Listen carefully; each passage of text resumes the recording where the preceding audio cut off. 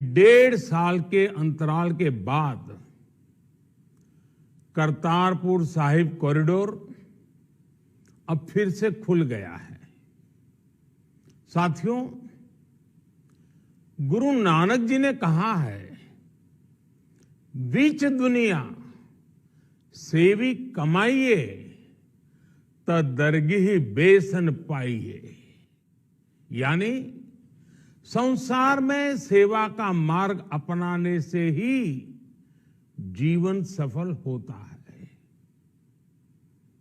हमारी सरकार इसी सेवा भावना के साथ देशवासियों का जीवन आसान बनाने में जुटी है। न जाने कितनी पीढ़ियां जिन सपनों को सच होते देखना चाहती थी, भारत आज उन सपनों को पूरा करने का भरपूर प्रयास कर रहा है।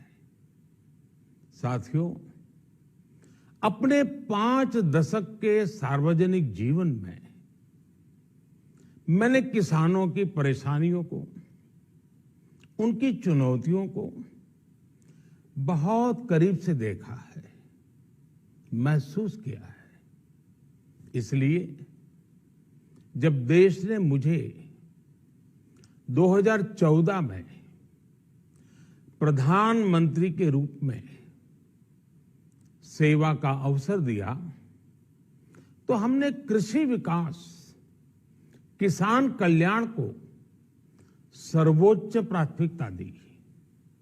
साथियों, इस सच्चाई से बहुत लोग अनजान हैं कि देश के 100 में से 80 किसान छोटे किसान हैं। उनके पास 2 हेक्टेयर से भी कम जमीन है। आप कल्पना कर सकते हैं, इन छोटे किसानों की संख्या 10 करोड़ से भी ज्यादा है। उनकी पूरी जिंदगी का आधार यही छोटी सी जमीन का टुकड़ा है। यही उनकी जिंदगी होती है। और इस छोटी सी जमीन के सहारे ही वो अपना और अपने परिवार का गुजारा करते हैं। पीढ़ी दर पीढ़ी परिवारों में होने वाला बंटवारा इस जमीन को और छोटा कर रहा है। इसलिए देश के छोटे किसानों की चुनौतियों को दूर करने के लिए हमने बीज, बीमा, बाजार और बचत, इन सभी पर चौतरफा काम किया। सरकार ने अच्छी क्वालिटी के बीज के साथ ही किसानों को neem coated urea, soil health card, micro irrigation जैसी सुविधाओं से भी जोड़ा। हमने 22 करोड़ सॉइल हेल्थ कार्ड किसानों को दिए और इस वैज्ञानिक अभियान के कारण एग्रीकल्चर प्रोडक्शन भी बढ़ा। साथियों, हमने फसल बीमा योजना को अधिक प्रभावी बनाया। उसके दायरे में ज्यादा किसानों को लाए। आपदा के समय ज्यादा से ज्यादा किसानों को आसानी से मुआवजा मिल सके, इसके लिए भी पुराने नियम बदले। इस वजह से बीते 4 साल में 1 लाख करोड़ रुपए से अधिक का मुआवजा हमारे किसान भाई बहनों को मिला है। हम छोटे किसानों और खेत में काम करने वाले श्रमिकों तक बीमा और पेंशन की सुविधाओं को भी ले आए। छोटे किसानों की जरूरतों को पूरा करने के लिए सीधे उनके बैंक खातों में 1,62,000 करोड़ रुपए ट्रांसफर किए, सीधे उनके खाते में। साथियों, किसानों को उनकी मेहनत के बदले उपज की सही कीमत मिले, इसके लिए भी अनेक कदम उठाए गए। देश ने अपने रूरल मार्केट इंफ्रास्ट्रक्चर को मजबूत किया।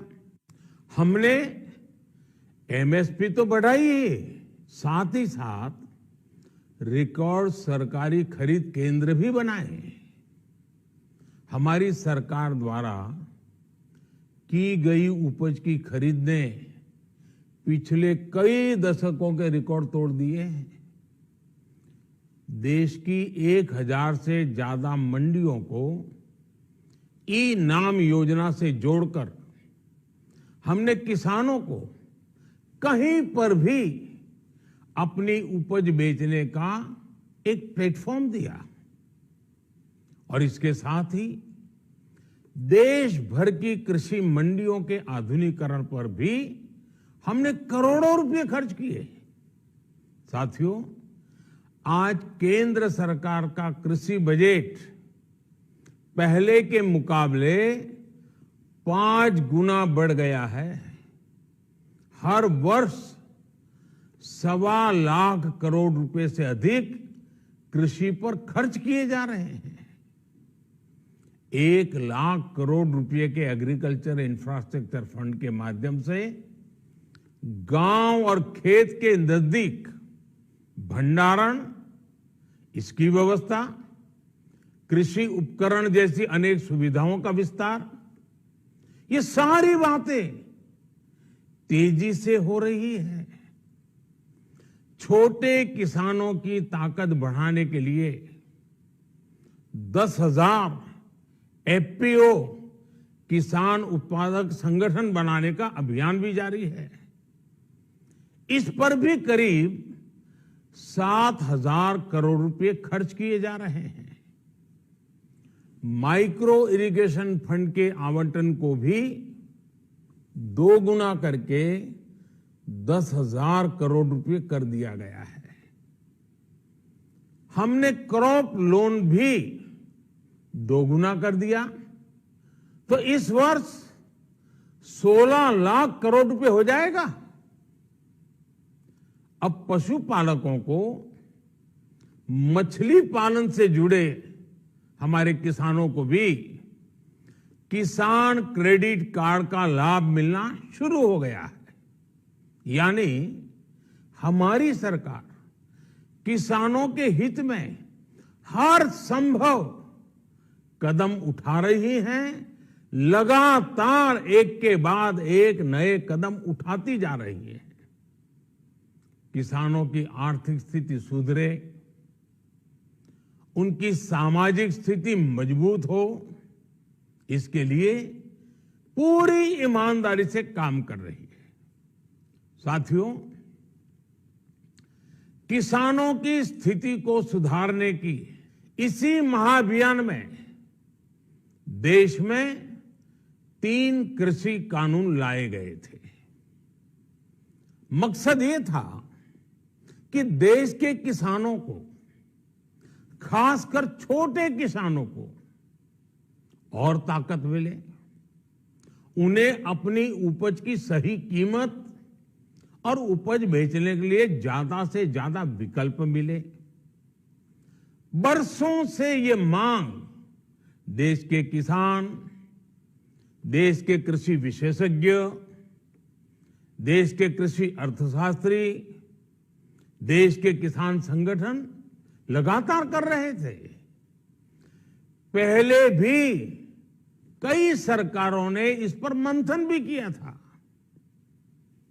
इस बार भी संसद में चर्चा हुई, मंथन हुआ और ये कानून लाए गए। देश के कोने कोने में कोटि कोटि किसानों ने, अनेक किसान संगठनों ने इसका स्वागत किया, समर्थन किया। मैं आज उन सभी का बहुत बहुत आभारी हूं, धन्यवाद करना चाहता हूं। साथियों, हमारी सरकार किसानों के कल्याण के लिए, खासकर छोटे किसानों के कल्याण के लिए, देश के कृषि जगत के हित में, देश के हित में, गांव गरीब के उज्जवल भविष्य के लिए पूरी सत्यनिष्ठा से, किसानों के प्रति पूर्ण समर्पण भाव से, नेक नियत से ये कानून लेकर आई थी। लेकिन इतनी पवित्र बात, पूर्ण रूप से शुद्ध किसानों के हित की बात, हम अपने प्रयासों के बावजूद कुछ किसानों को समझा नहीं पाए। भले ही किसानों का एक वर्ग ही विरोध कर रहा था, लेकिन फिर भी ये हमारे लिए महत्वपूर्ण था। कृषि अर्थशास्त्रियों ने, वैज्ञानिकों ने, प्रगतिशील किसानों ने भी उन्हें कृषि कानूनों के महत्व को समझाने का भरपूर प्रयास भी किया।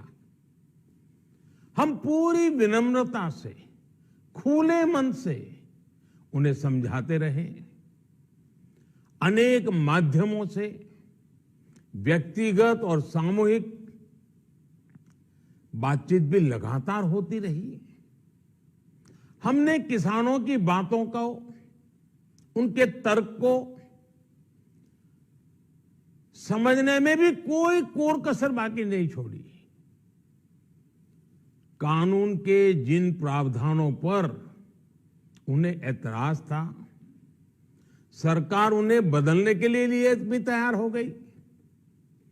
2 साल तक हमने इन कानूनों को सस्पेंड करने का भी प्रस्ताव दिया।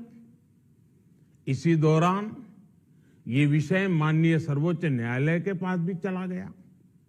ये सारी बातें देश के सामने है, इसलिए मैं इनके अधिक विस्तार में नहीं जाऊंगा। साथियों, मैं आज देशवासियों से क्षमा मांगते हुए सच्चे मन से और पवित्र हृदय से कहना चाहता हूं कि शायद हमारी तपस्या में ही कोई कमी रही होगी, जिसके कारण दिए के प्रकाश जैसा सत्य कुछ किसान भाइयों को हम समझा नहीं पाए। आज गुरु नानक देव जी का पवित्र प्रकाश पर्व है। ये समय किसी को भी दोष देने का नहीं है। आज मैं आपको, पूरे देश को ये बताने आया हूं कि हमने 3 कृषि कानूनों को वापस लेने का, रिपील करने का निर्णय लिया है। इस महीने के अंत में शुरू होने जा रहे संसद सत्र में, इसी महीने में, हम 3 कृषि कानूनों को रिपील करने की संवैधानिक प्रक्रिया को पूरा कर देंगे। साथियों, मैं आज अपने सभी आंदोलनरत किसान साथियों से आग्रह कर रहा हूं, आज गुरु पर्व का पवित्र दिन है। अब आप अपने अपने घर लौटे, अपने खेत में लौटे, अपने परिवार के बीच लौटे। आइए एक नई शुरुआत करते हैं, नए सिरे से आगे बढ़ते हैं। साथियों, आज ही सरकार ने कृषि क्षेत्र से जुड़ा एक और अहम फैसला लिया है। जीरो बजट खेती यानी प्राकृतिक खेती को बढ़ावा देने के लिए, देश की बदलती आवश्यकताओं को ध्यान में रखकर क्रॉप पैटर्न को वैज्ञानिक तरीके से बदलने के लिए एमएसपी को और अधिक प्रभावी और पारदर्शी बनाने के लिए ऐसे सभी विषयों पर भविष्य को ध्यान में रखते हुए निर्णय लेने के लिए एक कमेटी का गठन किया जाएगा।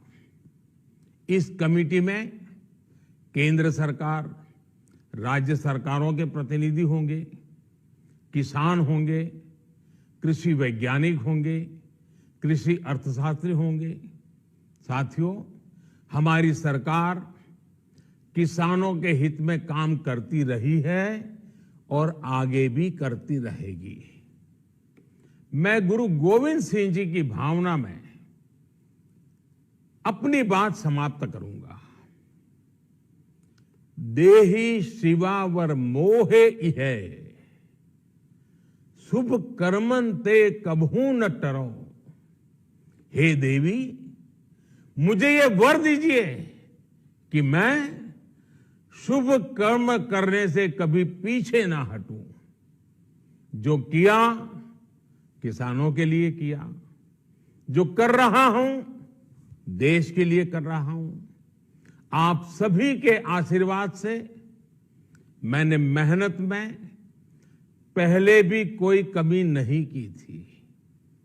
आज मैं आपको विश्वास दिलाता हूं कि अब और ज्यादा मेहनत करूंगा ताकि आपके सपने साकार हो सके, देश के सपने साकार हो सके। आपका बहुत बहुत धन्यवाद। नमस्कार।